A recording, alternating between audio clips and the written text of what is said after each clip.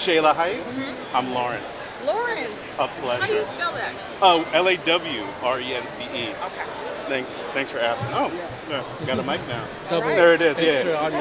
Yeah, absolute. There it is. So Shayla Height, and you're the creator and writer of Yes. What the Fuck Mama. Please tell me what's What the Fuck Mama about?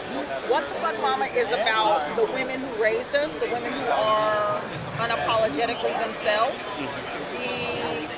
Here, I'll show you just an example. Yeah, please. My grandmother really did elevate her back massager into a pleasure aid. She really did. These are all based on true stories. And she proceeded to basically show us, and she really did call it her boyfriend. That's how we refer to this back massager. Yeah. And she basically was like, feel it, it heats up. These are direct quotes. Feel it heats up. Feel it heats up. In the conversation, it is about how fast it goes, and it was the size of Thor's hammer. My grandma was about 5 feet tall. It was the size of Thor's hammer. My grandfather had died.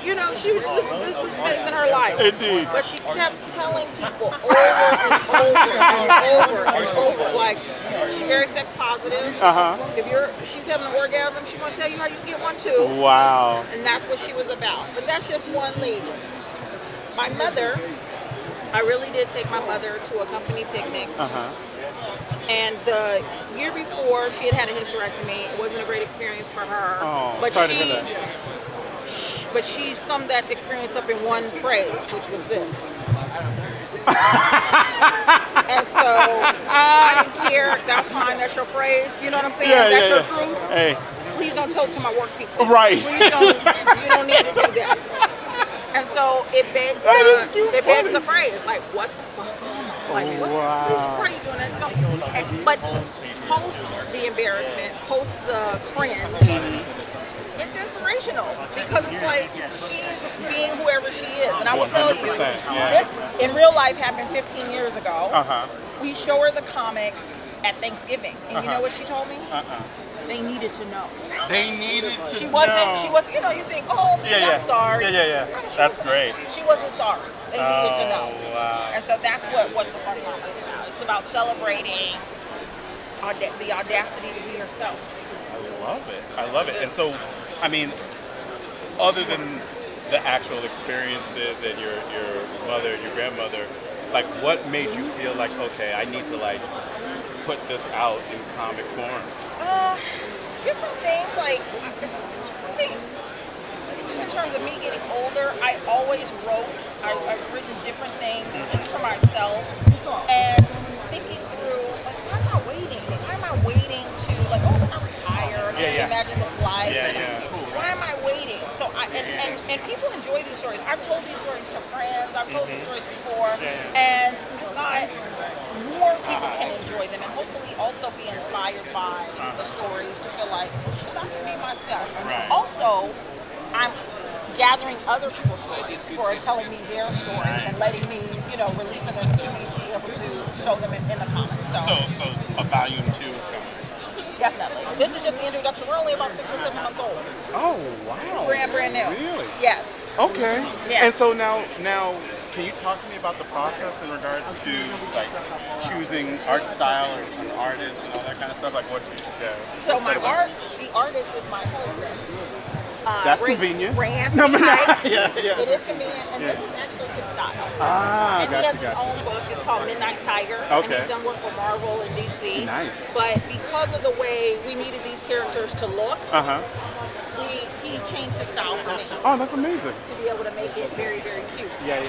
Yes. Yeah. And that's your blue pencil, right? I'm not mad at that. It's no money. We just saw the title and we were like, oh yeah. I'll buy it from a mom.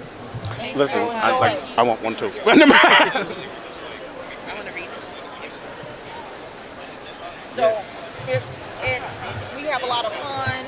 He knows these women, and really, it's 4 women. It's Nanita, Shelly, Lena, and Vivian. But they're an amalgam of 8 or 9 women in my family. Because most people have just one, like I have this one aunt. Right. Whatever. No, I have a lot of people. And I had to distill it into just 4 women, right? Okay. And it's just about these experiences that are just so almost unbelievable. You almost can't believe somebody's mama said that. Right. You almost can't believe somebody's grandmother. Right. You know, and her boyfriend. Right. No, 100%. Yeah, but our process, like us working together, we've been together 24 years, right? It's very simple. It's, you know, a lot of shorthand and symbiosis, but I have, you know, I write out a script. He gives me, he's setting me up because I think I'm the perfect partner for another creator, because he sets me these templates, like just thinking through the actual comic, like where do you want it to happen, where, you know, and really panel to making panel, discipline and thinking through that process. But that's mostly, you know, in terms of just process, that's what it is. And then, since you had to, or you made the choice, I should say, to ask your husband to change his style, like what made you feel like you wanted it to look like this, as opposed to, say, either more realistic, or even, you know, you could even go more, like, you know, more fantastical, you know? So why this particular style, you think? Because I already knew, well, in my mind, I thought I wanted to look cute. I created something called Palmdale Vicious. We used to live in Palmdale, California.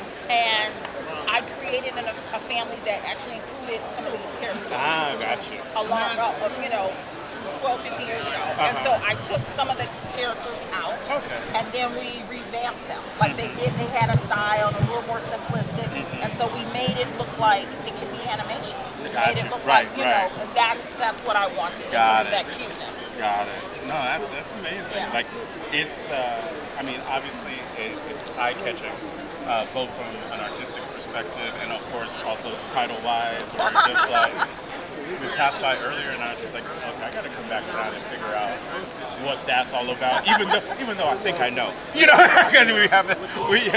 Can I show you one more thing? Please, you can show me whatever you want. I don't know. There is also... You're too funny.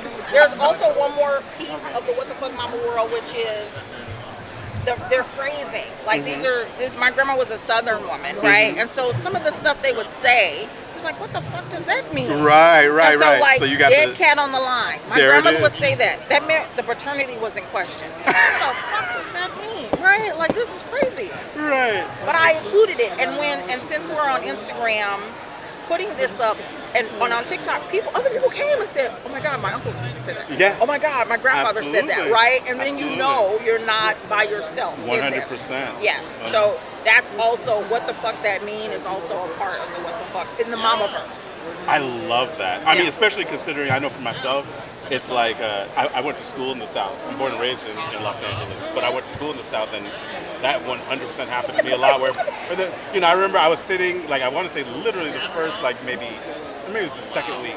I was in Augusta, Georgia, and a buddy that I had just met invited me to the house to, like, get a home cooked meal because he knew I hadn't had one. Yes. And it was awesome. And he said we were eating, I want to say, like, either macaroni and cheese or some mashed potatoes. They were the best macaroni and cheese I've ever had, and I was like, wow. And he said, "Mama, you really put your foot up in this." Yes. And it was the first time I'd ever heard that. Really? Oh yeah, because my family are from another country, so yeah, they don't have any of those. Yeah, I never heard that saying before. Have some different sayings. Yeah, 100%. Yeah, exactly. That's a whole nother. Yeah. But I add that to what the fuck that mean, because I don't know if that's on my list. Oh, dude. Put your foot in it. And I was just Yes. like, well, you know, I remember looking at my friend like, why would his mom have put his foot in this food? Right. But then they told me, because they could see the look on my face, and they told me like, no, she did it real good. I was like, oh. I was like, why did that happen?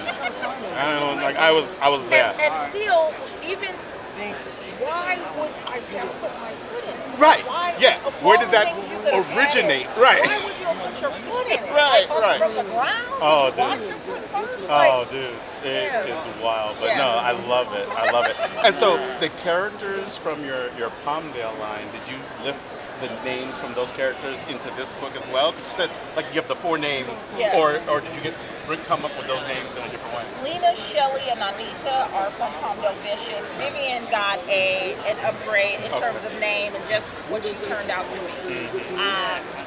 Because Vivian is the rich lady with the switchblade in her purse. Like she's called the nuclear option. Got it. She will go Got it. straight up, Yeah. like out of Yeah. control on you. So she got an upgrade. Her name was something else in Palm Beach. Yeah, got it. But yeah. Got it. Well, listen, thank you for taking the time. I really appreciate it. Yeah.